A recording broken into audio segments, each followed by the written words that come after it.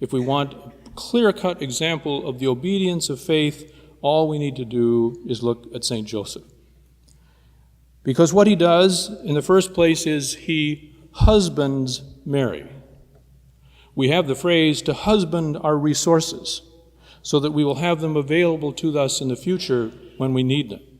And so it is Joseph's responsibility and his mission to husband Mary, to provide for her protection and her future as his spouse and as mother, to publicly accept her, to step forward and say, this is the woman I commit myself to and she to me.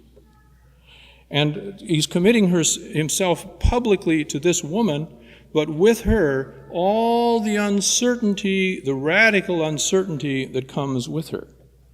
An uncertainty that is very much alive in his heart because of this astounding pregnancy that he doesn't understand. Well, this is the case, of course, with any couple, isn't it? When the decision to marry, to commit one's life to another person, is the commitment to accept radical uncertainty, because one has a sense that God is at the end of it. And so it is with St. Joseph. Fundamentally, what St. Joseph does as he lives out his mission is he realizes that God's will is the way for his will for the rest of his life. The message of the angel directly contradicts the will that Joseph had set for himself, to quietly divorce Mary. He is open, this man is, to the intimate intervention of God in the depths of his soul, to change his mind, to change his will, and let God's will be the path for him. The obedience of faith. The second factor, the second part of Joseph's mission is to father Jesus. To accept him publicly, first of all, just as he publicly accepts Mary as his wife, so in naming Jesus, he claims him as his son for all to see. But that's the public dimension. There's the intimate, personal, and private dimension, and that is to give the Son of God the human experience of fatherhood. And let's just stop for a second and appreciate the significance of that. Those of you that are fathers, that have children, think back to when you were about to have your first child. And what thoughts went through your mind as you contemplated the future that was about to break forth for you, and the new responsibility that would, as it were, fall into your hands, to be the father to this child? Who knew what that would ask of you? Who knew whether you had, did you know that you had the capacity to do that? What would be asked of you? You had no way of knowing. At the same time, a great anticipation of being able to be so intimately involved in shaping a human life. Well, if it's that way for any father of a human child, what about St. Joseph?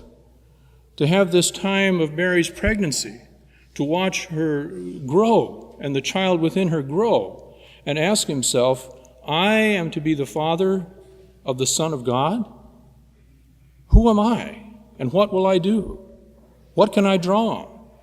What will be expected of me? As I hear this gospel, I remember a statue I saw in Rome frequently at a convent I used to go to on retreat, a statue about this high, maybe a bronze, modern statue, kind of roughly carved, with Joseph in his carpenter's apron, not at all a syrupy and sweet representation, a very kind of brusque and rough representation. And Joseph in his carpenter's apron looking down, and about waist high is the curly-headed boy Jesus, looking up at him with a little hammer in his hand. And he looks up at Joseph, and that's what the look that Joseph received. That Jesus looked to him for direction as his father. Jesus looked to him. That says volumes about the man who is represented in this statue in our church. To father the Son of God in his earthly life. And so our Advent journey concludes with Joseph's dream and Joseph's mission. And it's a good time to step back for a second and review what we've been through this brief 4 weeks. As always, it begins with this cosmic perspective about the end times and the moon and the sun being darkened and all the universe coming to an end and the coming of the Son of Man, with millions and millions and millions of people affected and the whole universe shaken to its roots. And indeed, the coming of God in the flesh is an earth-shaking event, a world-changing event. Even for someone who has no Christian faith, one cannot deny the world-shaking importance of the birth of the child in Bethlehem. It has affected history ever since that day. And yet, as we think about it, as Advent proceeds, it doesn't go from the simple to the complex. It goes from the complex to the very, very simple. We always conclude Advent, as we do this year, with individual decisions taken in silence. And when we think about it, all of Advent comes down to 3 personal decisions to follow the will of the Father. The first and most essential is the decision of the Son of God to empty himself and take the form of a slave, to take flesh and dwell among us. That's the first and fundamental decision. But it needs another decision to receive it, and that is Mary's yes to the yes of the Son. The yes that she says that she will indeed bear the Son of the Father in her womb and give him birth. The second decision. But the third is now the one that is in place, with Joseph's yes to God's will that he be the father of Mary's son. Each of these decisions is essential. What if Joseph had said no? What if he had gone ahead and abandoned Mary out of wounded pride? What if Mary had been stoned to death? Jesus in her womb would have died before he came to birth, and you and I wouldn't be sitting here. Everything hinged at that point on Joseph's decision, on Joseph's yes, and he gave it.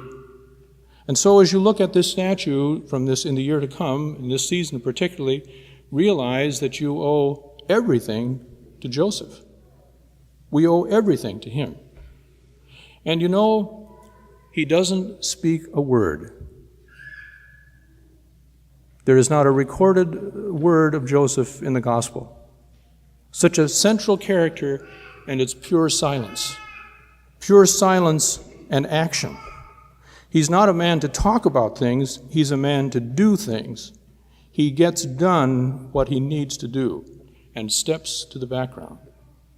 And the results are world-changing. And so the drama comes to conclusion. The characters are all in place. All is calm.